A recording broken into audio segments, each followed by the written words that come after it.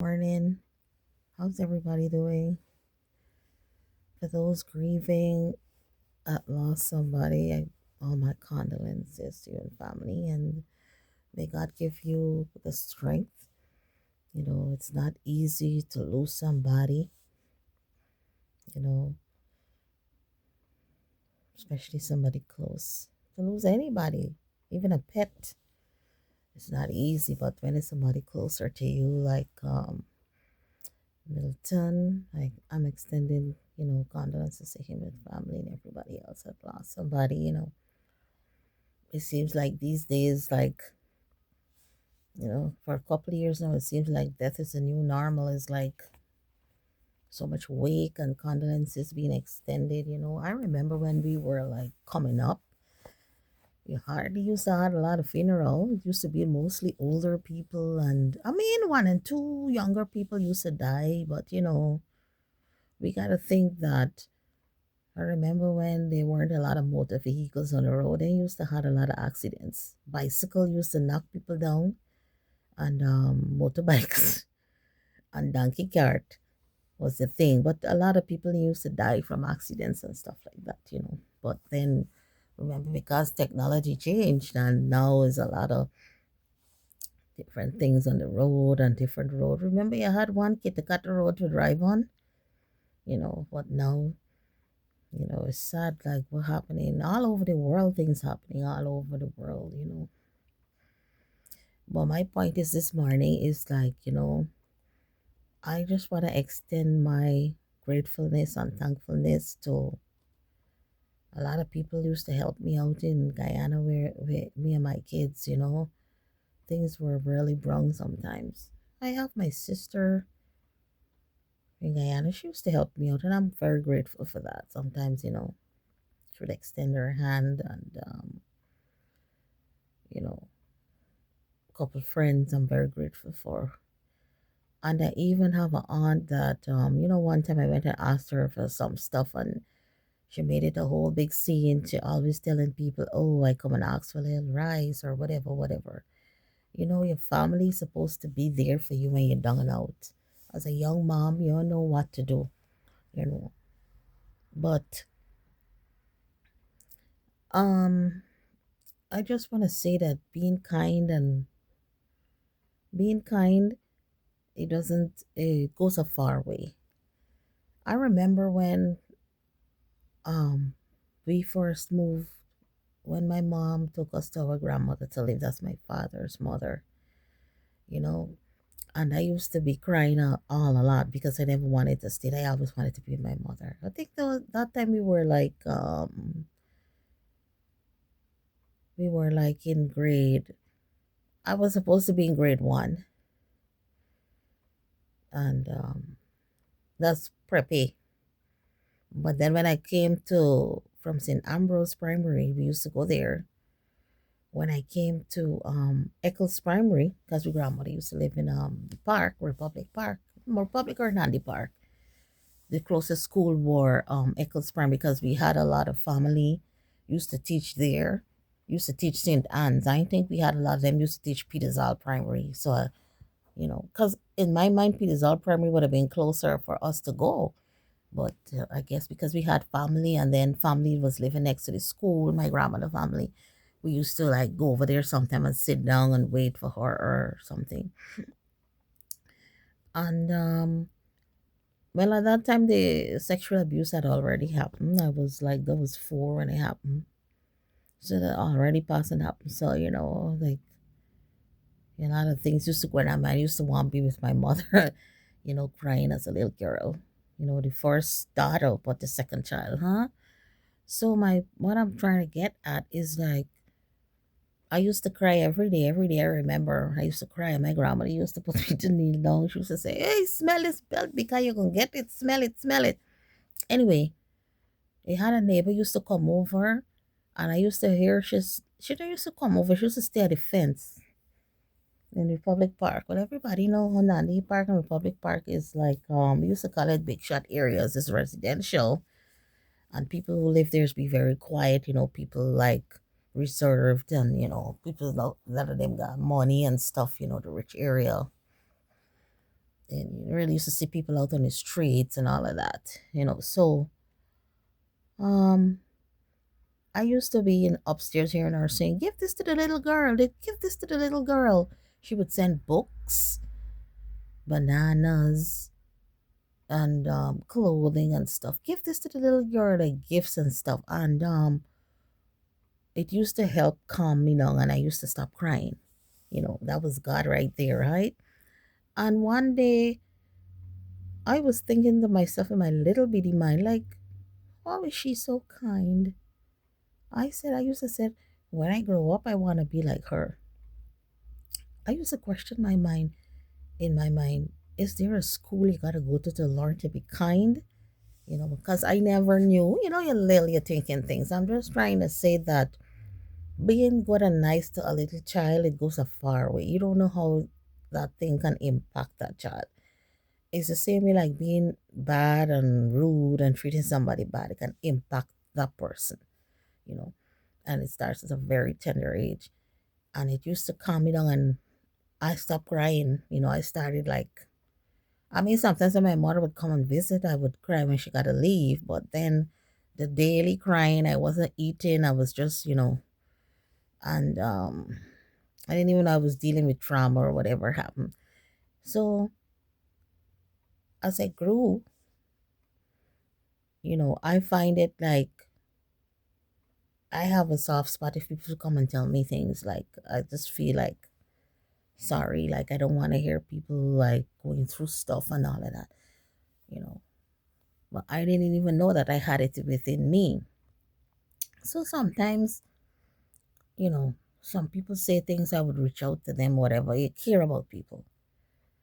And I'm forever grateful to the people that helped me a lot in Guyana. They know themselves. A lot of male friends, and to my auntie that you helped me, and then you gotta be telling people, oh, you give me a little rice, and you give me this, and you give me that. You're making it a whole big show, but you remember in your time of need, you used to be asking people for stuff too. And they're making it a big thing. But I just want to let y'all know who's sit down laughing that people over here, a lot of people is being in need, and you don't be ashamed to say, oh, I ain't got rice or I ain't got flour or I ain't got. It's not a big laugh over here. It got so much pantries, you know, so much help you could get. Food stamps, it's a card that they put money on and they give you every month to help buy food. The more you cry out that the more you let your situation be known over here, you just get help. It's not a shame. It's not a curse. Nobody over here don't be cussing somebody. You don't even got food feet and have to get your little things. Only your Caribbean family would do that. Or you they line up in line for get food. That's beside the point, right? A lot of y'all family can't come straight and tell y'all, hey, I just go to pantry because y'all gonna laugh. But how much pantries they have in Guyana? Tell me. How much pantries? A lot of people don't say a lot of people save their money, huh? And go pantries and collect so much stuff. You just get a lot sometimes you get a lot of good stuff, but y'all family can't be real with y'all because y'all gonna sit down and laugh. Oh, they left Guyana for their pantry. But if they got a lot more pantries in Guyana, a lot of people won't have to go beg the neighbor for nothing or the family for the cost them and laugh them. Over here is not nothing. People's borrowing money from each other over here. A lot of cost, right? A lot of the churches over here just give back food to people at the end of the mud feed people. How much churches in Guyana does it? And when the Muslim community does it, they got certain churches that feed kids, yeah. But they need to got more stuff like, if anybody know of anything, I don't know, I may be talking out of my league. But I need more stuff like that to give back to the people. So people like single parents got a places to go with dates and everything. Every Tuesday, every Monday, every day people go, people get milk over here, a lot of stuff. But y'all family can't come real. And y'all gonna laugh them, oh. But anyway, at least I still getting for eat when the end of the day come to getting things to cook, whatever. People go and get 2, 3 bags of goods and stuff. Now y'all gonna laugh them, right? And when they come to you, have to ask, y'all gonna make it a big thing. Oh, my niece come for me. She come with them children. She come with this, whatever. And I'm just grateful for the persons that used to help me a lot in Guyana. And sometimes, when we talking and they say that they need something or they got something, it just hurt me hard for know that, I could get it faster for them to help them. And everybody know me. If I help somebody, I don't really want to talk about it. I don't feel within me is to talk about it. I don't like doing it. But one thing here, when you're doing charities, you gotta make your charity known, because at the end of the year or whatever, you could get back your money that you spent. Right? You have to make all charities known, everything you're giving. So, we come up with the mentality in Guyana that, according to the Bible, it say, don't let your right hand know what your left hand doing, but they don't work here. So if you see somebody posting up something on Facebook that they give charity, you have to make your charities public, because, you know, if you can't prove that you were doing who you're giving it to, that, you could be called like, that could be called embezzlement, you know. So that's the understanding. If you see somebody doing something and making it public, don't think that because it's showing off or a thing. I used to think that way too, because this is how we come up saying, oh, you can't put your things public. You have to make all charities public. And you have to prove that, oh, I gave Jimmy two thing, or I gave this one, You have to prove it. So it's not nothing really that bad. But my point is that friends used to help me in time of need. And we're not all perfect human beings. We're not. This person might have an anger problem. You could see through that person anger. You could see through this. You could see through that. But sometimes that is the same person that is there to help you in times of need. And you have to see past all that issue and according to you imperfection, because you're perfect. Me friends, them imperfect. I could call one named Brian that was there for me. He used to got big ding a ling a ling a ling a ling. But at the end of the day, if I pick up the phone and say Brian, he would fly down, and I'm so grateful to him. You know, he was the one that gave me first sewing machine and helped me for sew and all kind of thing until I got a good one. I took the sewing machine and I could have give somebody else when I got another one. He was always there. It doesn't mean that he perfect and he's supposed to suck up while telling the into it. And that's how I stay. If I see somebody that could reach out to me and help me, I look and past all the flaws, because it don't matter to me. It's not easy for somebody sit down and listen to your problem and help you. It's like if you got two friends. One is a perfect Christian, according in your eyes. They're going to church every day. They're playing gospel music. There's the best. They don't miss church. Everything good about them, perfect in your eyes. And you got the other person, you got the other friend will line up on the corner with his cuss and carry on. They play the godly, but inside them and godly when they open them out, whatever. One day, you're in need. You're praying, ask God, who forgot to. God ain't answering you. God giving you the notion for go to the one cussing for the car now. But you're going to go to the one because the one is perfect. You're going to the one that going to church and perfect and playing gospel and hi. And you know what I say one gonna tell you? What perfect the good Christian? Go brother, you don't tights. Sister, you don't tights your money. Go and pray harder to God. Go and throw tights and pray hard and say, oh, God can bless you. And I'm gonna pray for you, right? And give you a good when I go to church today, I can give you a good I'm gonna pray good for you to God. That He bless your life. You gotta come to church, man, and throw the tithes in you so God can bless you. You really need this money, You're really in need. You're at the breaking point. The breaking and breaking point. You don't know what more to do. You don't need the perfect one. You got up in the car now. You got a friend might see and say, Mom, why you looking so down? What happened?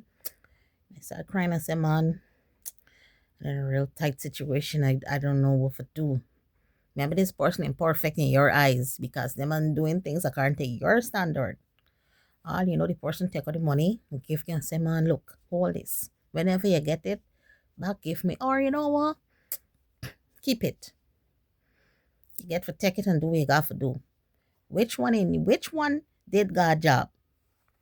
According to God, blessed according to the Psalms, blessed is the man who lends to the poor, who gives to the poor. Which one did God job? The one left and gone to church to pray for you, and you still in need, and the one on the corner were imperfect in your eyes, give you something to help you out, and you could always turn to that one. That's how it is with people in life. Some of them want to treat you anyhow and look at your flaws, but they must see when you're there for them and you're in that need. Being in need for something is not a nice thing to tell you, because especially when you don't got nobody else to turn to. You always have somebody in this life. You're always gonna have somebody in this life who's gonna be there for you. And you're gonna always have somebody who you think is there for you is not gonna be there for you. Because if somebody can't listen to you when you in need for something, you in dire need, and they're telling you, I'm gonna pray for you, sister, come to church and throw more tights and pray harder to God and fast and pray. And you need something right away to help you out. That's not your friend. You have to look past your friend flaws, because ain't none of we perfect. You ain't even perfect. Right? You ain't even come near. None of we ain't come near. And that is why God is look at the heart. Because if you of your own imperfect self could listen to somebody and help them out, you are special. You are special. I had my friend Brian, and me and he used to get the big ting-a-ling-ling-ling. But one day my friend said, you know what, I don't believe in Jesus, because the whole story is thing. And I turn and I tell you, I said, well, you can't come back with me, you can't be friends. And then I don't know what happened, but then he turned and he tell me, I'll still give you the machine no matter what. And then when this guy bring this machine on his motorbike, I think he got a friend to bring the sewing machine, because I was home and like my craft stuff, and I had access to a sewing machine. And when this guy bring this machine, something in me touched me, and I turn and I say, well, nah, we have to be friends. I say, I can't disown you because of your beliefs, because I say, the ones them was sitting in there were praising God every Sabbath. They ain't got nothing to give you. They don't have nothing. You want money, he would give you it. He would never say, give me back this money or whatever. And people that we looking at, we want perfection. Perfection is only exist in your mind. You don't know a state of mind a person in, but you want to come into that person for tell them and do them all kind of thing, and they must accept it because they're praying to God and they're going to church and they said is a child of God. Well, sweetheart, if you can't call yourself a child of God, you're a child of the devil. We are all sons and daughters of God. Isn't the word saying that? We got accepted by faith that I belong to Christ. That is why God say he looks at the heart. God look at the heart. You looking at this man because this man cussing and fighting back with you and answering you. But yet still at the end of the day, the person have a soft spot. Who's the most godly one? You tell me. You tell me, who's the most godly one? Stop judging people. Stop according to your standards. According to what the Bible said, they're going to be surprises in heaven. You know why they're going to be surprises in heaven? Because we as human beings, we thinking that X ain't going to make it because X is partying, carry on and all of that. T ain't going to make it, but you going to make it. Right? According to God say, in heaven, who going to make it in surprises to all who believe. But you don't know that person's heart, what they're going and tell God. You don't know what they're doing. You don't know. You don't know. but you judging them. And probably that's the person God put in your life to be at your side when things don't go out. It doesn't mean because somebody rowing with you and answering you and ain't taking stupidness from you means that you gotta walk all over them because they're a child of God. You gotta take it. Like I saying, there's lots of instances in the story when God said he got angry. If he is a perfect God and he gets angry, what about us imperfect human beings? Oh, we shouldn't be angry. People should tell us and do us what they want. But we shouldn't be angry.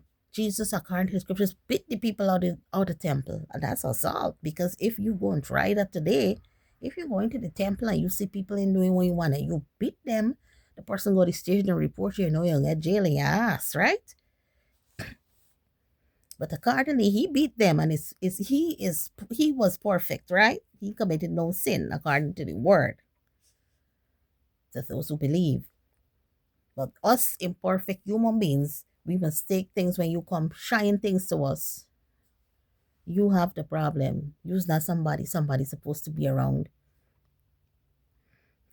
Because even in all the fighting and thing, if you call that person the next morning and the person say, okay, lend a hand, you will extend a hand, you still gonna see it within you that that person is a very caring person. God put that person there in your life for a reason. God put that person in your life for a reason. It's not who you think.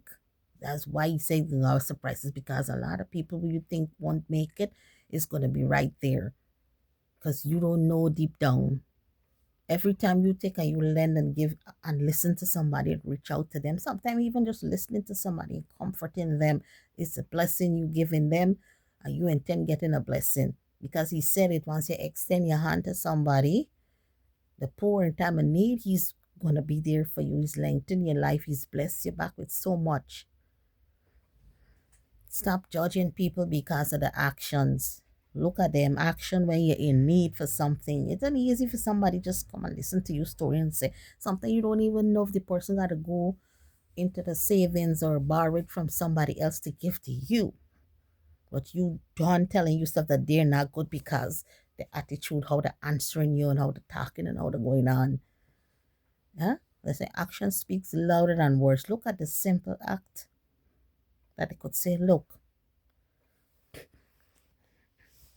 That's why I used to keep my friends them around me. You know. That's why sometimes I would look at my sister differently. Sometimes I don't even worry with her, because she would just pop up just and say, Suku, what's going on? And because my youngest son father, my first child father, he died when my son was 7. I took somebody else. I got 2 kids. We didn't used to get along. And I can't deal with the stressing and rowing every day. Some problem is something. If me, you have an issue, let me talk about it and done. And I decided in my head I can't deal with this. Oops, we separate. And it wasn't easy, but for my own sake, I don't want to see my kids coming up and see me and a man rowing every day. Rowing for what? Some benders be very miserable. They get up. They can't see sand on the floor. They want to see crumbs on the bed. Okay, fine. Clean it up. I'm just giving examples. The food got to cook a certain way. The food got to cook with aji. I ain't come up eating no aji. I ain't know about that. If the food ain't got aji, he gone. You know? It's like a lot of different things. Some people can't live together. They can't deal with each other.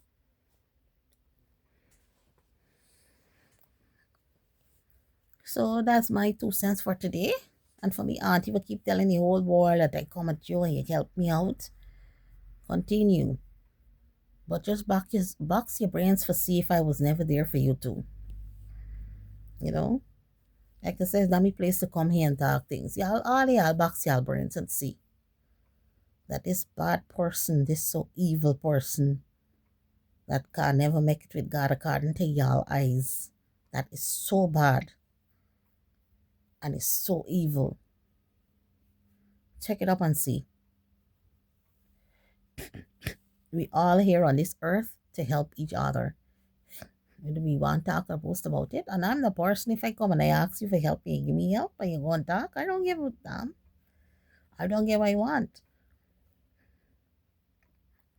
I don't get what I want. But think of it in me mind, I can think twice before coming to you again. But if God put that you, and let me tell you, in life, it is always have somebody that's gonna help you out and somebody's not gonna help you out. That's the scenario. You can always have a good friend and you can always have an evil friend that pretending to be good. So that's my 2 cents for today. Cherish the people in your lives that is there for you when you're in time of need. Sometimes you're in a situation, you're there at the station or something, you could call that person. Mm. Like I remember a time when my car needed towing and I called his friend. And this friend is not the best, but trust me, he gave me money to help my car to be towed. Not the best person, but I was always there, rewarding and showing kindness back. That's what you have to do.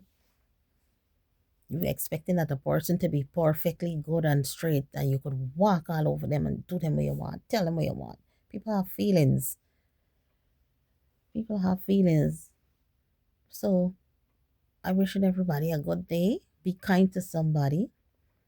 Be a source of comfort to somebody today. If somebody come and they're in great need and they say, hey, well, I can't say give it because you have to have a giving heart first. If you got a giving heart, you don't give them. You just listen to the story and say, go along your way and get some help, you know. But I'm just saying, like, if somebody come and they want to talk like a child, they want to talk, something's bothering them, just listen. Be a source of comfort to somebody today. You know, sometimes people need things they need to let out. All right. So happy Sabbath to all those celebrating keeping the Sabbath day.